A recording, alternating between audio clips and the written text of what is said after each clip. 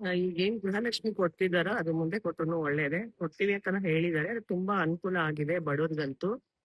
ತುಂಬಾ ಒಳ್ಳೇದಾಗ್ತಾ ಇದೆ ಗೃಹಲಕ್ಷ್ಮಿಯಿಂದ. ತುಂಬಾ ಬಡವ್ರಿಗೆ ಮೆಡಿಕಲ್‌ಗೆ, ಹಾಸ್ಪಿಟಲ್ಸ್‌ಗೆ ಕೆಲವರು ಫ್ರಿಡ್ಜ್, ಟಿವಿ ಎಲ್ಲ ನ್ಯೂಸ್ ಗಳಲ್ಲೂ ನೋಡ್ತಿದ್ದಾರೆ, ಮೀಡಿಯಾಗಳಲ್ಲೂ ತೋರಿಸ್ತಿದ್ದಾರೆ. ತುಂಬಾ ಒಳ್ಳೇದಾಗ್ತಿದೆ ಗೃಹಲಕ್ಷ್ಮಿಯಿಂದ. ಆ, ಮತ್ತೆ ಅದರಿಂದ ಯೂಸ್ ಆಗ್ತಾ ಇದೆ. ಯಾಕೋ ಜನ ಇಲ್ದಿದ್ದೆಲ್ಲ ಸುಳ್ಳು ಹಬ್ಬಿಸ್ತಿದ್ದಾರೆ. ಗೃಹಲಕ್ಷ್ಮಿ ಕೊಡಬೇಕು, ಕೊಡ್ತೀವಿ ಅಂತ ಹೇಳಿದ್ದಾರೆ.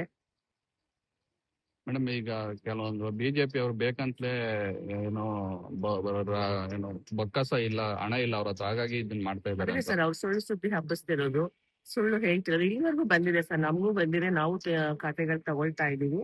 ಅದೇ ಈಗ ಅವರು ಡೆತ್ ಆಗಿರೋರು ಆದ್ರಿಂದ ಅದಕ್ಕೋಸ್ಕರ ಮತ್ತೆ ಹೊಸ ಅರ್ಜಿನ ಮಾಡ್ತಿದ್ದಾರೆ. ಅದನ್ನ ಬಿಟ್ರೆ ಬೇರೆ ಏನೂ ಇಲ್ಲ. ಅವ್ರು ಬೇಕಂತಾನೆ ಹೇಳ್ತಾ ಇದ್ದಾರೆ ಬಿಜೆಪಿ ಅವರು. ಎಲ್ಲಾ ಕಡೆನೂ ಈಗ ಆಲ್ರೆಡಿ ಕೊಡ್ತಿದಾರಲ್ವಾ. ಈಗ ತಮಿಳ್ನಾಡಲ್ಲೂ ಅನೌನ್ಸ್ ಮಾಡಿದ್ದಾರೆ. ಈ ಸಲ ಮೊನ್ನೆ ಬಿಹಾರಲ್ಲೂ ಅನೌನ್ಸ್, ಮತ್ತೆ ಅವರೆಲ್ಲ ಹ್ಯಾಕ್ ಕೊಡ್ತಿದ್ದಾರೆ. ಅಲ್ಲ, ಒಳ್ಳೇದಾಗ್ತಿದೆ ಅಂತ ಅಲ್ಲ, ಕೊಡ್ಲಿ, ಬಡವರಿಗೆ ಹೆಲ್ಪ್ ಆಗುತ್ತಲ್ವಾ ಇದರಿಂದ. ಶಕ್ತಿ ಯೋಜನೆ ಆಗ್ಲಿ, ಗೃಹಜ್ಯೋತಿ ಆಗ್ಲಿ, ಗೃಹಲಕ್ಷ್ಮಿ ಆಗ್ಲಿ, ಇದರಿಂದ ತುಂಬಾ ಸಹಾಯ ಆಗಿದೆ ಬಡವರಿಗೆ. ಮಾಡ್ಲಿ, ಕೊಡ್ಲಿ ಅಂತಾನೆ ಹೇಳ್ತೀವಿ. ಅವರು ಬಿಜೆಪಿನವ್ರು ಏನೇನೋ ಹಬ್ಬಸ್ತಾ ಇದ್ದಾರೆ. ಹಬ್ಬಸ್ಲಿ, ಅವರು ಏನ್ ಮಾಡಿದ್ರು ಕೊಡ್ತೀವಿ ಅಂತ ಹೇಳಿದ್ದಾರೆ. ಈಗ ಡಿ ಕೆ ಅವ್ರ ಮನೇನು ಹೇಳಿದ್ರೆ ಯಾವುದೇ ಕಾರಣಕ್ಕೂ ಗ್ಯಾರಂಟಿ ಯೋಜನೆಗಳು ನಿಲ್ಲೋದಿಲ್ಲ ಅಂತ ಹೇಳಿದ್ದಾರೆ.